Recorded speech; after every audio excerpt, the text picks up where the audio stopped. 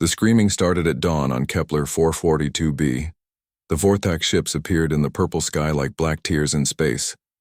Below them, the peaceful Melody people looked up from their crystal gardens. They had only moments to understand what was happening before the bioweapons fell. Green mist spread through their cities. It did not kill quickly. The Vorthak never killed quickly. The mist changed living flesh into something else, something that could feel pain but could not die. The Melody tried to run, but there was nowhere to go. Their beautiful singing voices, which had created art for 1,000 years, now only made sounds of suffering. Commander Zixith Theta of the Vorthak Dominion watched from his command ship. His 4 arms moved over the control panels while his black eyes reflected the burning world below. This was the 47th civilization they had taken this year. It would not be the last. Collect the genetic material, he ordered his crew. The Melody voice boxes will be useful for our terror broadcasts. The Vorthak had ruled through fear for 300 years. They did not need to destroy every world. They only needed to destroy enough to make the others surrender. They kept some species alive as living warnings. Their bodies changed into horrible shapes displayed in glass containers on Vorthak ships. When the Vorthak visited a new world, they would broadcast the screams of these prisoners. Most species surrendered immediately after hearing them. Far from the dying world of the Melody, the Galactic Council met in the ancient station orbiting a dead star. Representatives from 12 species sat around a table that had existed since the first star travelers met each other. Now that table might witness the end of free civilization in the galaxy. Ambassador Kritak of the Zanari spoke first. His blue scales had turned pale with stress. The Vorthak have taken the entire Andromeda tributary. 7 species gone in 1 month. We cannot stop them. We must try, said Representative Moll of the Banthy, her 6 eyes blinking rapidly. If we work together, interrupted the Korvax delegate, his metal body making sharp sounds as he moved. The Vorthak destroyed our combined fleet at Rigel Prime. 300 ships turned into floating prisons. We can still hear our crews screaming on the communication channels. They have been screaming for 2 years. The room fell silent. Everyone remembered Rigel Prime. It was supposed to be their great stand against the Vorthak. Instead, it became their greatest defeat. Kritak stood up slowly. His old bones hurt, but he had something important to say. I have been searching our oldest records, looking for something, anything that might help us. I found something strange. The others turned to look at him. 500 years ago, our survey ships found a species on a planet called Sol 3. They called themselves humans. They were not very advanced, but they showed promise. Then one day they disappeared. All of them. The entire species just gone. Dead? Asked Moll. No, Kritak said. They left. Our records show they built a colony ship and left their world. But here's the strange part. They did not head for any known habitable system. They went into deep space, into the darkness between galaxies. Why would a species do that? The Korvax delegate processed this information through his mechanical brain. Fear. They were running from something. Or, Kritak said slowly, they were hiding from something. Our survey records from that time show increased Vorthak activity near their space. What if the humans detected the Vorthak before the Vorthak detected them? What if they chose to hide rather than fight? Cowards, someone muttered. Or survivors, Kritak countered. I have found traces of their colony ship. It is called the UNS Lazarus. It contains 50,000 humans in something they called cryo sleep, frozen but alive. The ship has been drifting in dark space for 5 centuries. Representative Moll stood up, her voice shaking with hope. We could wake them. Ask for their help. What help could they give? The Korvax delegate asked. Our records show they were average. Not particularly strong, not particularly smart. They had just discovered faster-than-light travel when they left. They survived, Kritak said simply. When they saw the Vorthak coming, they did not fight and die like the others. They did not surrender. They found another option. Maybe they can find another option for us. The council argued for hours. Some said it was foolish to put hope in a sleeping species. Others said they had no other choice. Finally, they voted. 8-4 in favor of finding and waking the humans. I will take a stealth ship, Kritak said. The journey will take 3 weeks. If the humans can help us, I will bring them back. If not, he did not finish the sentence. Everyone knew what would happen if this plan failed. As Kritak prepared to leave, news came through the communication system. The Vorthak had taken 3 more worlds. They were moving faster now, sensing the galaxy's weakness. Soon, there would be nowhere left to run. The stealth ship Silent Hope left the station that night. It was small and fast, designed to be invisible to Vorthak's sensors. Kreetak brought only a small crew, volunteers who understood this might be a one-way journey. As they traveled through the darkness, Kreetak studied everything they knew about humans. The records were confusing. Humans seemed to be a contradiction. They created beautiful art and music, but their history was full of violence. They spoke of peace but prepared for war. They feared death but did dangerous things for fun. They were social creatures but also capable of terrible cruelty to their own kind. One record particularly interested him. It was a message from a human scientist recorded just before they left Earth. The scientist said something strange. "We are not running away. We are giving ourselves time to become what we need to be." What did that mean? Become what they need to be? 3 weeks passed slowly. The Silent Hope avoided Vorthak patrols and moved through dead systems where no one would look for them. Finally, their sensors detected something in the void, a large object, artificial, very old. The UNS Lazarus was massive, 5 kilometers long and scarred by centuries of impacts from space dust. It looked dead, but weak energy readings showed that something deep inside was still working. The cryo-sleep chambers were still active. Life signs, the ship's scientist reported. 50,000 humans still alive. But something is strange about these readings. Strange how? Kreetak asked. Their neural activity. Even in cryo-sleep, their brains are active, very active. This should not be possible. And their cellular structure? It has changed. Evolution does not work this fast, but these humans are different from the ones in our old records. Kreetak made his decision. Begin the awakening protocol. Start with their command crew.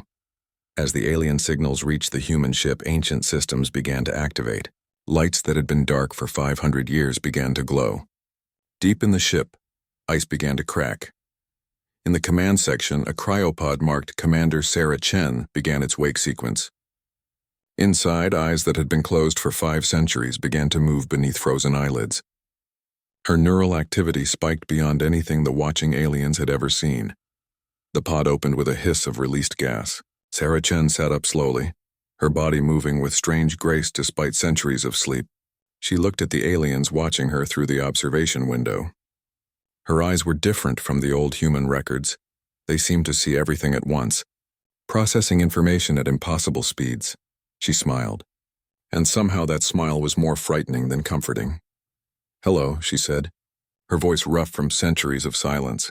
"I assume something has gone wrong in the galaxy if you're waking us up." Kreetak found his voice.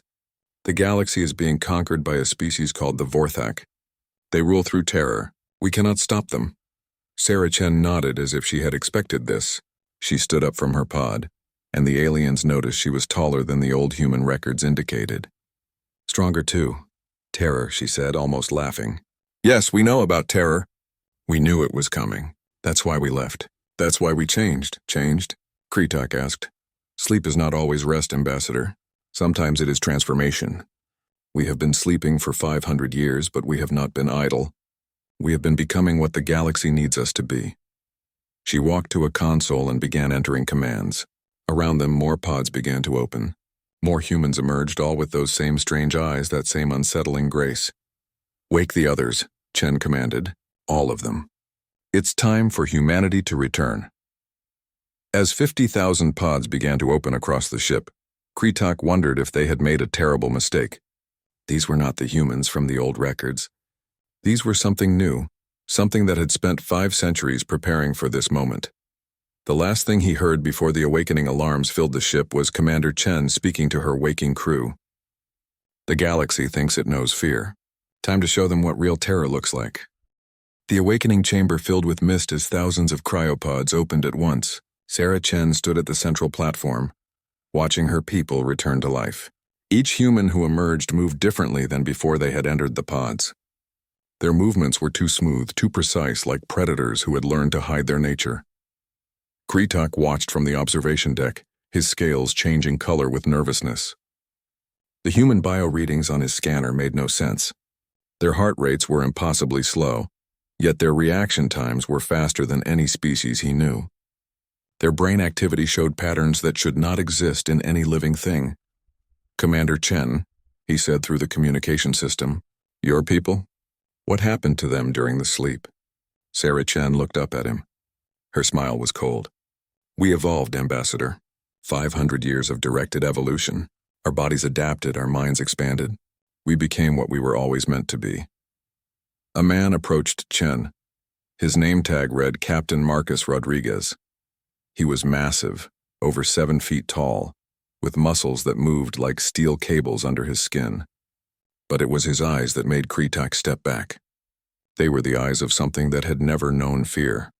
"Commander, all 50,000 are waking successfully," Rodriguez reported. "Neural integration is at 98%.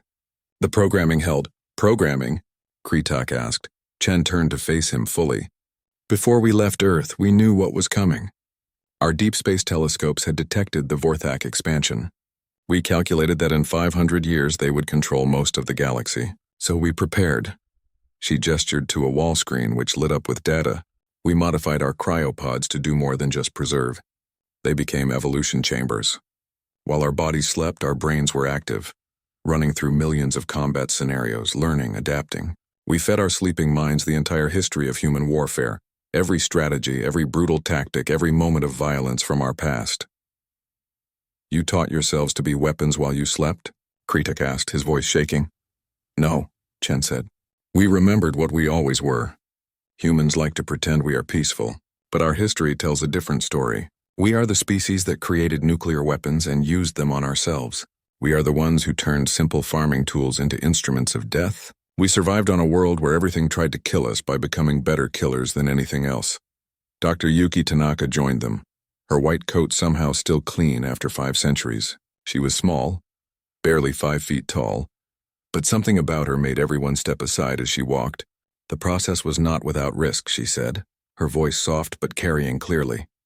"We changed our genetic structure, enhanced our ability to process fear, not to remove it but to use it."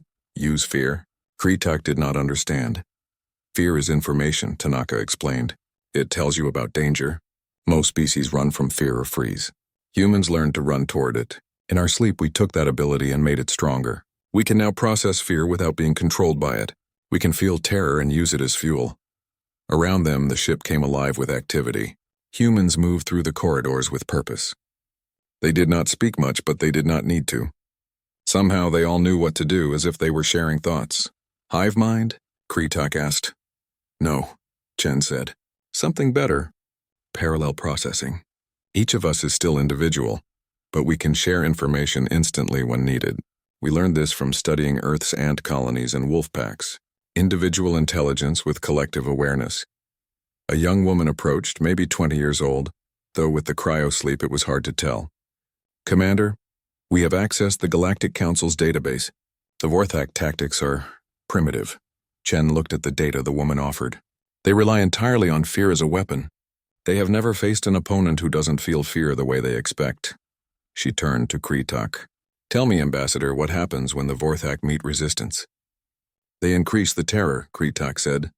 "More bioweapons, more torture, more broadcasting of screams. They break the will of their enemies." "And if the enemy's will doesn't break? If the enemy finds the screams?" "Interesting." Kritak could not answer. No one had ever not broken under Vorthak terror tactics. Chen called up a holographic display of the galaxy. Red dots showed Vorthak-controlled space. It was most of the galaxy now. They have overextended. They control through fear, but fear requires constant reinforcement. They must always be the scariest thing in the room. She smiled again, and this time she showed teeth. "Time to change that." "You cannot fight them," Kritak said. "You have one ship. They have thousands." "We don't need to fight them all," Rodriguez said. "We just need to break their image.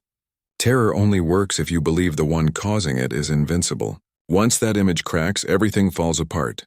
Chen began issuing orders. Humans throughout the ship moved to their stations. Engineers who had slept for centuries began checking weapons that had been designed in dreams. Pilots sat in fighters that had never been flown but felt familiar to hands that had practiced in sleep. "Commander," a voice called out, "we are receiving a Vorthak terror broadcast. They are approaching our position." On the main screen, the Vorthak message played. It showed the dying worlds, the screaming victims, the bioweapons turning flesh into living nightmares. The bridge of the Lazarus fell silent as every human watched. Then someone laughed. It started with one person, then spread through the bridge. Not nervous laughter, but genuine amusement. The humans found the Vorthak terror broadcast funny. Kretak could not understand. How can you laugh at such horror? Dr. Tanaka answered him. Because we have seen worse. In our sleep we experienced every human war, every genocide, every moment of cruelty our species ever inflicted on itself. We lived through our own nuclear holocaust scenarios. Our biological weapon disasters, our worst fears made real. The Vorthak showing us dying worlds. We have seen Earth die 1,000,000 times in our dreams. This is nothing new, Chen stood up. Open a channel to the Vorthak ship. The screen changed to show the bridge of a Vorthak vessel. Commander Zix Theta appeared, his forearms spread in what the Vorthak considered a threatening pose. Unknown vessel, you will surrender or face— Hi, Chen interrupted, waving casually. Nice terror broadcast.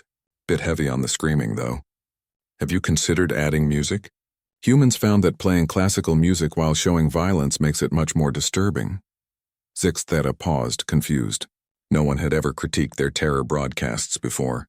Chen continued. I'm Commander Sarah Chen of the human species.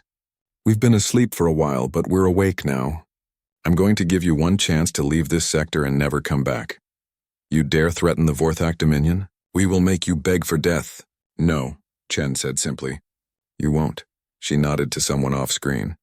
The lights on the human ship dimmed, and a new broadcast began transmitting to the Vorthak vessel. It was not screaming. It was not dying worlds. It was something much worse. It was Earth's history. Real footage from human wars. The trenches of World War I, where humans lived in mud and poison gas for years. The nuclear bombs falling on cities. The mass graves. The humans doing terrible things not to aliens but to each other. And through it all, humans kept fighting, kept surviving, kept getting better at killing. The broadcast showed human children playing war games. Human entertainment that celebrated violence. Human sports where people hurt each other for fun. It showed that humans didn't just use violence when necessary. They made it into art, into culture, into identity. On the Vorthak bridge, the crew had gone silent. Zix Theta's black eyes were wide.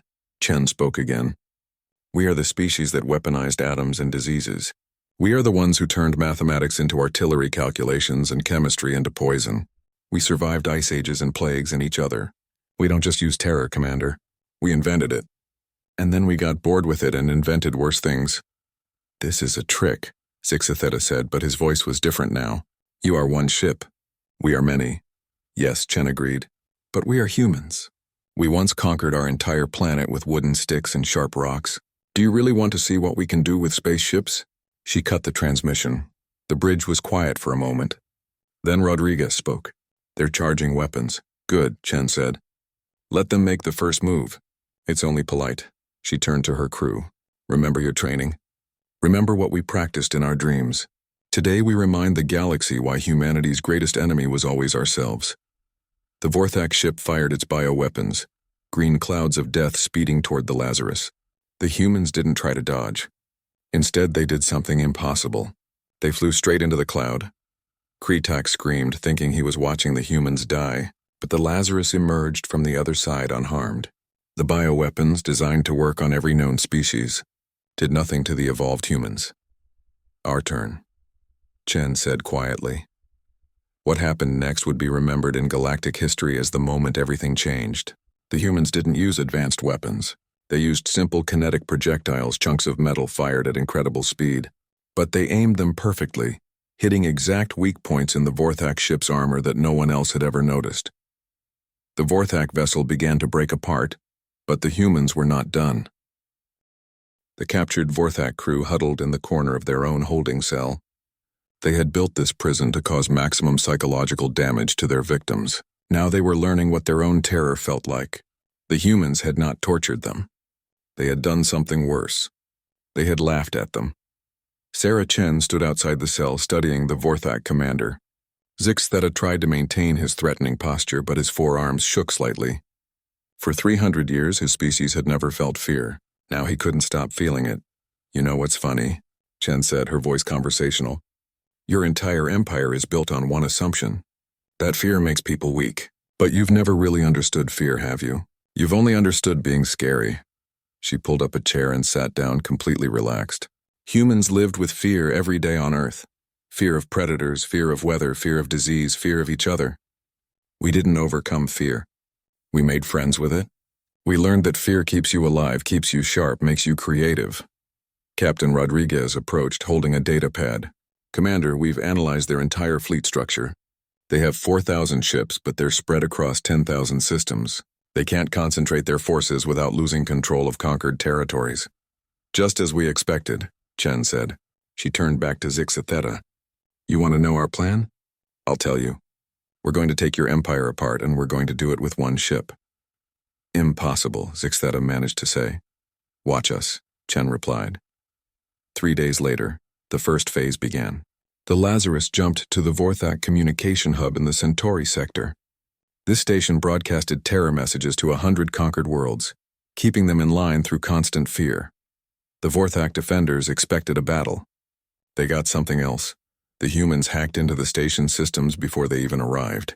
When the Lazarus appeared, every screen in the station started showing something unusual. Not terror, not threats, just music, human music. Children's songs, pop music, classical symphonies. After 300 years of screams, the sudden change was somehow more disturbing than any threat. The Vorthak crew tried to stop the broadcast, but the human virus in their systems adapted faster than they could counter it. Then the music stopped, and a single human appeared on screen. It was Dr. Tanaka, smiling gently. Hello, she said. We are humans. We've come to play. The rules are simple. Any Vorthak ship that surrenders will be treated well. Any that fights will become our toys. You have 1 minute to decide. The station commander ordered all ships to attack. They lasted 37 seconds. The humans didn't use their weapons the way other species did. They used them like instruments, creating patterns of destruction that were almost beautiful. They disabled ships without destroying them, leaving the crews floating helpless in space, forced to watch as the humans dismantled their station piece by piece. But the real psychological warfare came next. The humans reprogrammed the station to broadcast a new message to all those conquered worlds. Not a message of hope or liberation, just a simple fact. The Vorthak ran from one human ship. Across 100 worlds, species that had lived in fear for generations heard this message. They didn't believe it at first. Then the humans broadcasted the sensor data, showing the battle, showing Vorthak ships fleeing from a single human vessel. The effect was immediate. On 17 worlds, slave populations began to resist. Small rebellions quickly crushed, but the seed was planted. The Vorthak were not invincible. The Vorthak High Command met in emergency session on their throne world. Overlord Kickstar, supreme leader of the Dominion, watched the footage of the human attacks. His 6 eyes narrowed as he observed their tactics. They fight like primitives, his war minister said. Kinetic weapons, physical boarding parties, no energy shields. We should destroy them easily. Then why haven't we? Kickstar asked. The war minister had no answer. Send the terror fleet, Kickstar ordered. 100 of our best ships. Broadcast their destruction across the galaxy. Show everyone that humans die screaming like all the others. The terror fleet found the Lazarus near a dead star. 100 Vorthak ships, each carrying weapons that had broken the will of entire civilizations. They surrounded the human vessel and began their standard terror protocol. Broadcasts of previous victories, bioweapons charging, the screams of the damned echoing through space. The Lazarus responded by sending a single small ship toward the fleet. One tiny shuttle against 100 warships. The shuttle broadcasted on all frequencies. Inside was a single human, a young man named James Park. He was 22 years old, though he had lived 522 years if you counted the cryo sleep. He was smiling. Hello, Terror Fleet, he said cheerfully. I'm your welcoming committee. I'm here to give you a demonstration of human warfare, Lesson 1. We don't fight fair. The shuttle exploded, but it wasn't a normal explosion. The humans had filled the shuttle with something they called chaff, billions of tiny reflective particles that scattered through space. Suddenly, every Vorthak sensor went blind. They couldn't see, couldn't target, couldn't even find each other in the cloud. Then the Lazarus moved. The human ship split apart. Not damaged, but designed to separate into 50 smaller vessels. each one piloted by humans who had trained for this moment in their sleep. They moved through the chaff cloud like sharks through bloody water, striking and disappearing before the Vorthak could respond. The Vorthak tried to fire their weapons blindly, but they kept hitting their own ships. The humans had studied their firing patterns for days, predicting where they would shoot when panicked. Every Vorthak shot hit a Vorthak ship. In the middle of the chaos, music started playing through the communication channels. Loud, aggressive human music with pounding beats. The humans were playing battle music while they fought, turning warfare into a performance. Commander Chen's voice cut through the music. Lesson 2. Humans pack bond with anything, including our ships. You hurt our ship. We take it personally. Boarding pods launched from the separated human vessels. Hundreds of humans in simple spacesuits, carrying weapons that looked like they belonged in a museum, but they moved through space with impossible coordination, like a single organism with many bodies. They entered the Vorthak ships through hull breaches, through waste ports, through any opening they could find or make. Once inside, they didn't fight the way the Vorthak expected. They used the ships against their crews, turning gravity off and on, opening airlocks, flooding sections with the Vorthak's own bioweapons. On the flagship, the Terror Fleet commander watched his 100 ships being taken apart by one human vessel that had become 50. He tried to send a distress signal, but the communications played only that terrible music and occasional human laughter. A human appeared on his bridge. Not through the door, but through a maintenance vent that should have been too small for any adult to fit through. It was a woman, covered in some kind of oil that let her slide through impossible spaces. She was grinning. "Hi," she said. "I'm Lieutenant Maria Santos. I'll be your capture coordinator today." The commander fired his weapon at her. She didn't dodge. The energy beam hit her suit and dispersed harmlessly. The suit was covered in the same reflective particles from the chaff cloud. "Lesson 3, she said, walking toward him casually as his guards fired uselessly at her. "Humans are very, very good at adapting. We saw your weapons work once. Once was enough." She pulled out what looked like a simple metal rod and touched it to the commander's chest. Electricity coursed through him, not enough to kill, just enough to cause his muscles to lock. He fell, unable to move but fully conscious. "Lesson 4, Santos said, standing over him. "We learned medicine to heal, but everything that can heal can also hurt if you know how to use it." Within 6 hours, all 100 ships of the Terror Fleet were captured. Not destroyed, captured. The humans wanted them intact. Chen gathered all the captured Vorthak commanders in the hangar of the largest ship. Thousands of Vorthak, the elite of their military, all sitting on the floor like children being scolded. "Now," she said, pacing in front of them, "you're probably wondering why we didn't kill you. The answer is simple. Death is easy. Death is an ending. We want you to live. We want you to go home and tell your overlord what happened here. We want you to explain how one human ship defeated your Terror Fleet." She stopped pacing and looked at them directly. "But first, you're going to help us with something. You're going to broadcast a message to every world you've conquered. You're going to tell them the truth, that you're afraid, that for the first time in 300 years the Vorthak know fear." "We won't," one commander said, trying to sound brave. Chen smiled. "Yes, you will. Because if you don't, we'll let you go anyway. But we'll tell everyone that you cooperated, that you helped us. Your own people will think you're traitors. Either way, your empire of fear dies today." She turned to Rodriguez. "Set course for their fear processing facility in the Nexus system." "It's time for Lesson 5. What's Lesson 5? A Vorthak commander asked, unable to stop himself. Chen's smile grew wider. "Humans don't just defeat our enemies. We break them psychologically first. Your entire society is built on being the scariest thing in the galaxy. What happens when you're not scary anymore?" The Nexus station hung in space like a metal spider, its arms reaching out in 8 directions. This was the Vorthak's greatest achievement, a facility that processed fear itself. They had built technology that could extract terror from dying minds and broadcast it across space, making the fear of one being infect millions. Captain Marcus Rodriguez stood on the bridge of the captured Vorthak dreadnought, now renamed Playground, by his crew. He studied the station through narrowed eyes. Around him, 50 human crew members prepared for what they called the fun part. "Commander Chen," he called through the comm. "We're in position. The station has about 3,000 Vorthak aboard, plus 10,000 prisoners from various species. From the Lazarus, Chen's voice came back calm and steady. Remember, we saved the prisoners first. The Vorthak can wait. Rodriguez smiled. Don't worry. We have special plans for them. The attack began not with weapons, but with silence. The humans jammed every communication channel around the station. For beings who had used sound as terror for centuries, the sudden quiet was unnerving. Then came the whispers. Dr. Tanaka had created something she called a whisper virus. It infiltrated the station's communication system and played sounds, just at the edge of hearing. Not screams or threats, just soft human voices speaking in languages the Vorthak didn't understand. Lullabies, children's songs, the kind of sounds that should be comforting but became terrifying when you couldn't understand their source. Inside the station, Vorthak technicians tried to locate the problem. Every time they thought they found it, the whispers moved. Sometimes they seemed to come from the walls themselves. Sub-Commander Vexala, in charge of the station's security, ordered her troops to prepare for assault.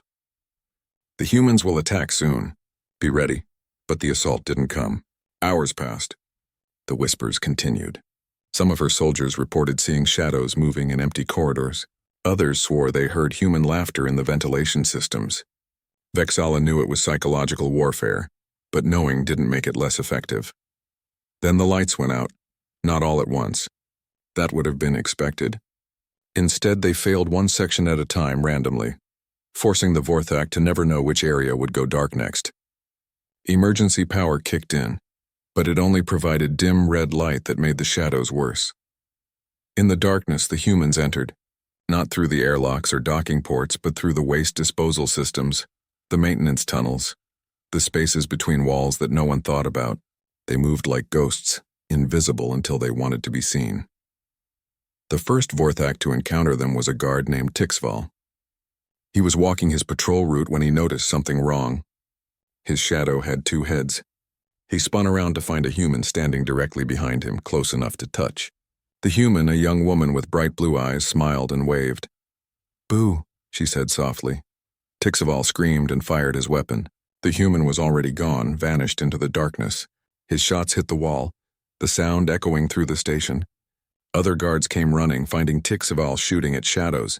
This scene repeated throughout the station. Humans appearing just long enough to be seen, then disappearing, never attacking, just being there. The Vorthak, who had spent centuries making others afraid of the dark, were learning what that fear felt like. Rodriguez led a team to the prison section. They found 10,000 beings from dozens of species, all kept in conditions designed to maximize suffering. The humans didn't just free them. They gave them something more valuable, revenge. "Listen up," Rodriguez announced to the freed prisoners. "We're taking the station. You can leave if you want, or you can help us show the Vorthak what fear really means. Your choice." A Melody survivor, one of the few left from the world destroyed at the story's beginning, stepped forward. Her body was scarred from Vorthak experiments, but her eyes burned with determination. "We help," she said in broken galactic common. "We help make them afraid." Rodriguez handed her a human weapon, a simple projectile rifle. "Welcome to the Resistance. First rule of human warfare: there are no rules." The freed prisoners spread through the station, guided by humans who seemed to know every hidden path, every blind spot. They didn't kill the Vorthak. The humans had taught them something worse. They captured them and put them in their own fear-processing machines. Sub-Commander Vexala watched her command fall apart. Her soldiers were refusing to patrol alone. Some had barricaded themselves in rooms, terrified of the shadows. Others reported seeing their worst fears manifested in the darkness, though the security cameras showed nothing. She tried to restore order. "You are Vorthak. You are fear itself. These are just humans." A voice spoke from directly behind her. "Just humans?" She spun to find Commander Chen standing in her command center. The human had somehow appeared without triggering any alarms, without opening any doors. She stood relaxed, unarmed, smiling. "How?" Vexala asked. "Your station was designed to process fear," Chen said. "You mapped every neural pathway of terror, cataloged every response to horror. You became experts in fear. But you never learned courage. You never learned to function while afraid. Humans did. We had to." Chen walked to the main console, and Vexala noticed that none of her guards moved to stop her. They stood frozen, not by any weapon, but by uncertainty. They had never faced an enemy who wasn't afraid of them. Your empire is ending, Chen continued, pulling up displays of the galaxy, not because we're destroying it, but because we're showing everyone it was always weak.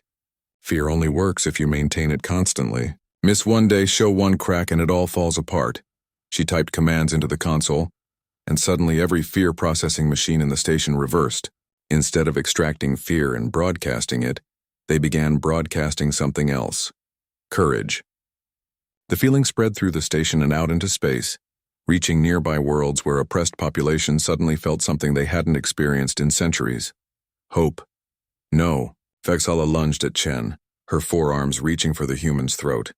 Chen didn't move. She didn't need to. Vexala's own body betrayed her, muscles locking as the reversed fear machines flooded her with the terror her species had inflicted on others. She fell to the floor, experiencing 300 years of accumulated fear in seconds. Rodriguez's voice came over the comm. Commander, we've secured the station. All Vorthak captured, all prisoners freed. Some of the freed species want to execute their captors. No, Chen said firmly. Death is mercy. They live with what they've done. They live knowing that they're not scary anymore. That's worse than death for them. She looked down at Vexala, who was curled on the floor, shaking. Your overlord will hear about this. He'll come for us with everything he has. Good, we want him angry. Angry makes mistakes. The human fleet, now grown to include the captured Vorthak ships, moved deeper into enemy space. But they didn't attack military targets. They attacked the infrastructure of fear, broadcasting stations replaced with human media, torture facilities converted into hospitals, fear processing stations reversed to spread courage. On 100 worlds, slave rebellions began. The Vorthak tried to suppress them with their usual tactics, but something had changed. The rebels weren't afraid anymore. They had seen the Vorthak run from humans. They had felt the broadcast of courage. They fought back. The strangest part was what the humans did to captured Vorthak worlds. They didn't occupy them or destroy them. They set up what they called therapy centers. They taught the Vorthak that there were other ways to live besides through fear. Dr. Tanaka led this effort. She sat with former Vorthak commanders, talking to them about their culture, their history, why they had chosen fear as their tool. Many refused to talk at first, but humans were patient. They had waited 500 years. They could wait a little longer. One Vorthak, a young soldier named Zixichen, was the first to break. We were afraid, he admitted to Dr. Tanaka. Before we became conquerors, we were prey on our world. Everything hunted us. We survived by becoming scarier than our predators. Then we couldn't stop. Being scary was all we knew. Tanaka nodded with understanding. Humans were the same. We were weak, slow, no claws or fangs. Everything wanted to eat us. But we learned something your species didn't. We learned to be scary when needed and kind when possible. The choice is what makes us strong. Word of the human campaign spread through the galaxy. Species that had hidden for centuries began to emerge. The Galactic Council, which had been preparing for extinction, suddenly found itself coordinating a galaxy-wide rebellion. But the Vorthak still had their throne world, still had their overlord, still had thousands of ships. The war was far from over. Overlord Kickstar stood in his throne room watching reports of his empire crumbling.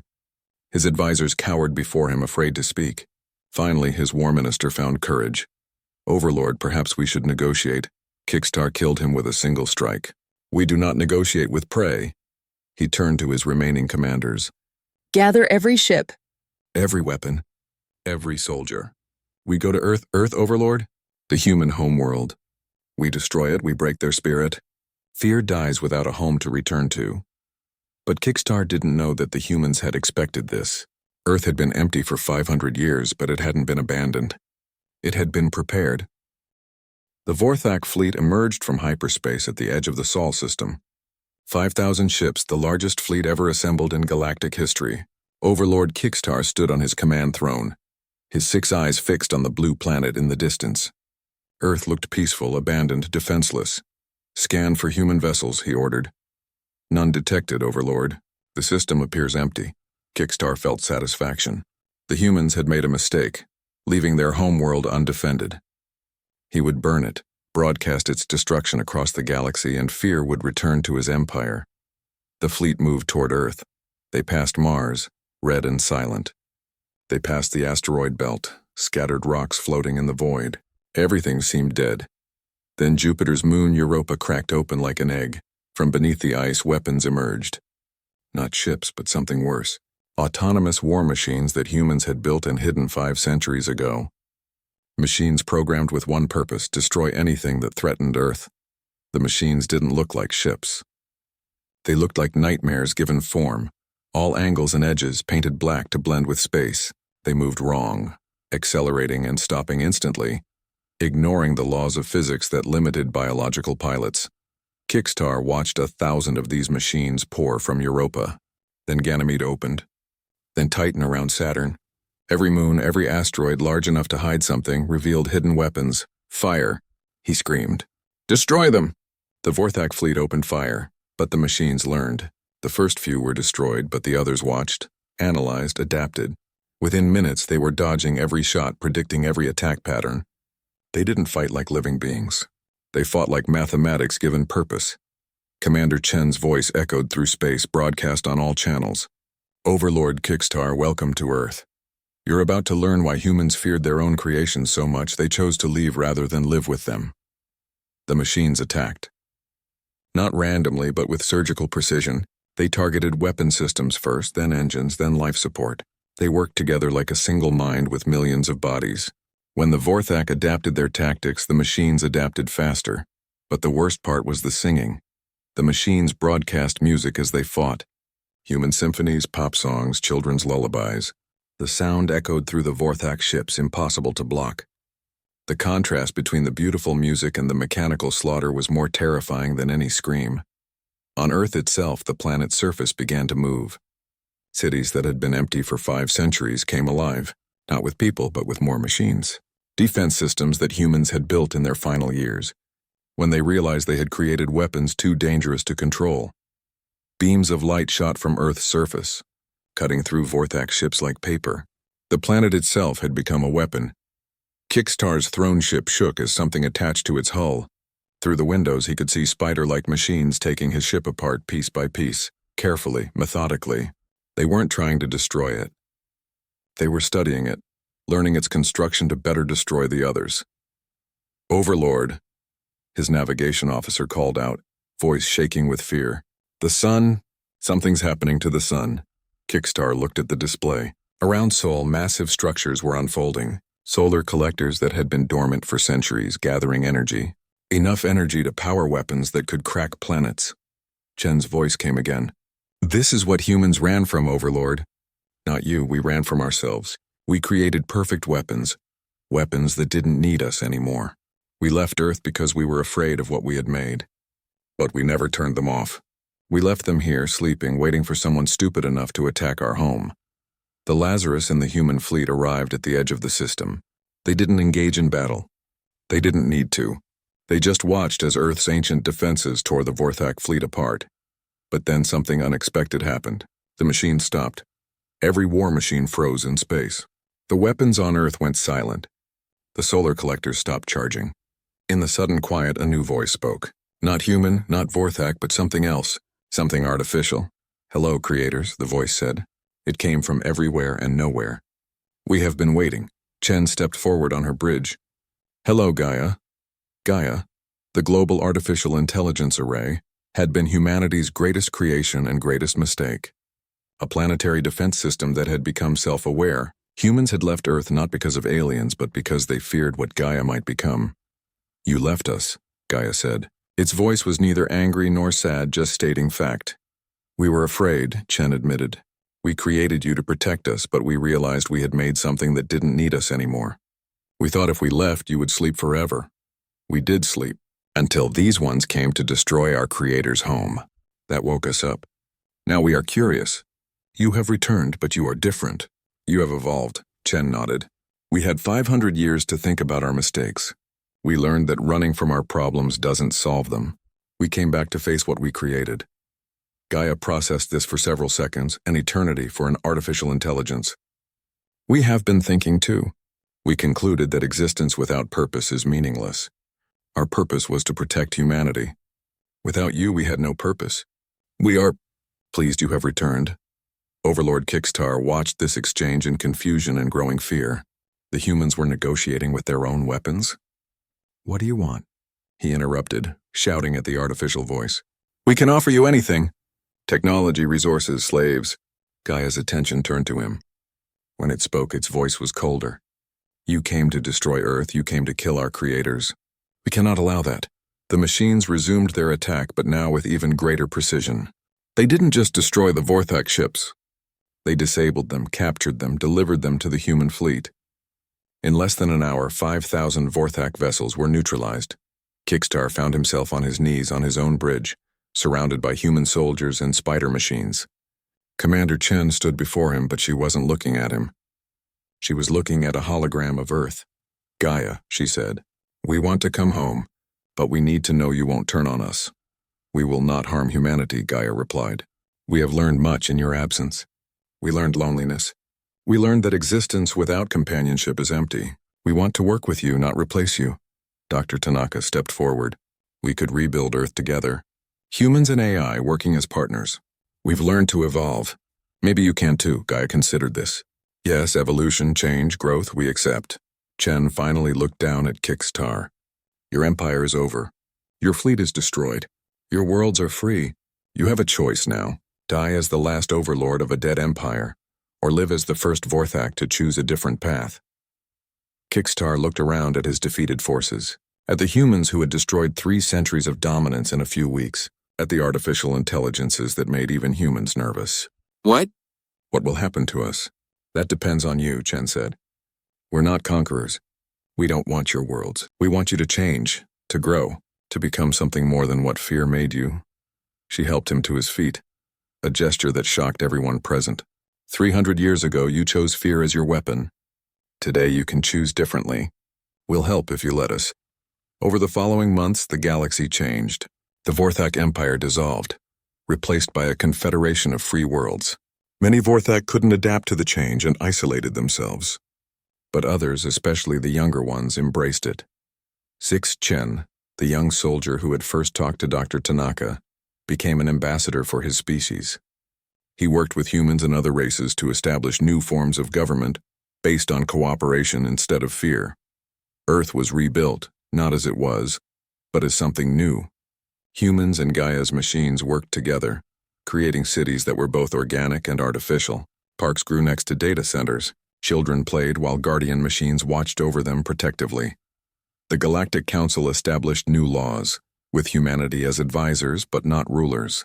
The humans had proven they could conquer the galaxy if they wanted. The fact that they chose not to earn them more respect than any victory. Commander Chen retired to Earth, living in a house overlooking the Pacific Ocean. Sometimes Kritak would visit, and they would talk about those strange weeks when humanity woke up and changed everything. You could have ruled, Kritak said one day, watching the sunset paint the sky orange and pink. You defeated the Vorthak easily. Why didn't you take their place? Chen smiled, sipping tea that Gaia's robots had prepared perfectly. Because we learned something during our sleep. Power isn't about being feared or even being loved. It's about knowing when to fight and when to build. We spent our whole history on Earth learning to fight. Maybe it's time we learned to build something better. A young Vorthak child ran past chasing a human child in a game of tag. They laughed together, neither afraid of the other. Watching them, Chen added, besides, ruling is exhausting. We'd rather explore, create, play. We're humans. We get bored easily. Above them, Gaia's satellites twinkled like stars, always watching, always protecting, but no longer alone. The galaxy had learned that humanity's greatest strength wasn't their weapons or their courage. It was their choice to wake up and choose hope over fear.